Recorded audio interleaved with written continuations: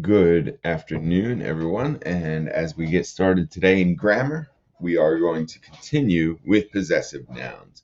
So, yesterday we talked about possessive nouns and we reviewed the idea that a possessive noun means possession. So, when you take a noun and you add something that that noun has, such as my computer, I would say Mr. Hester's computer, and that means that I have to add the apostrophe S. So every word has its own rule that we have to follow depending on what it ends with, and that's what we've been reviewing this week. So as we continue to review that, make sure that you are looking at section 2. There is a quiz there on Brain Pop. If you haven't done this yet, yesterday you should have watched the video on Brain Pop as well as do the activities that they have listed there. So click on the picture, click on the link, and it will bring up our video for Brain Pop as well as some activities. So do those activities if you have not done so yet. Watch the video a second time if you already have watched it. Do the quiz, do the challenge, watch the video. So after you finish that, then come on down to today. So today we are working on singular possessive.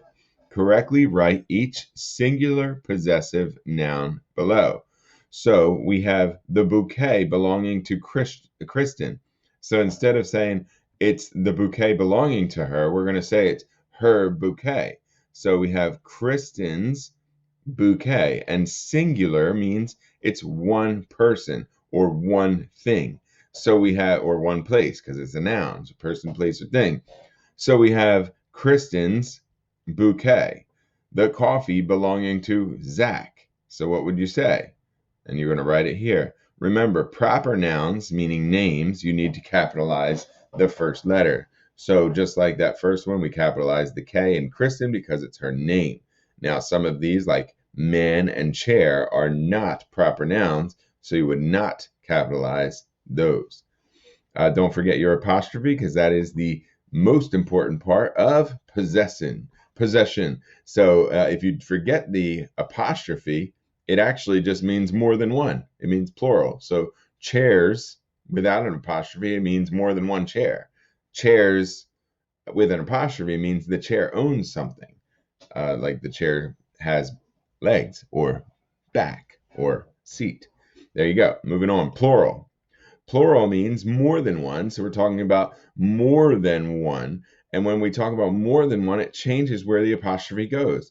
So the responsibility of the boys, there's more than one boy, so we have to keep it plural. And that's when you put the apostrophe afterwards. So nothing changes except for you add an apostrophe at the end. And the reason you're adding an apostrophe at the end is because there's more than one boy. So let's look at the difference real quick of what it would look like if you had one boy versus many boys.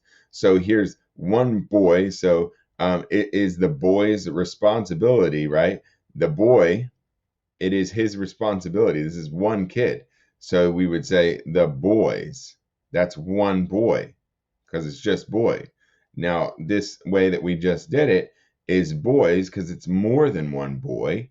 So you put the apostrophe on the outside, showing that it's more than one boy. It's boys. So even though it sounds the same, there's a huge difference here because you say one or more than one. So that's the rule with plural versus singular. Make sure that you prove that you know that today by looking at the rest of these. We have plural for all of these people, places, or things.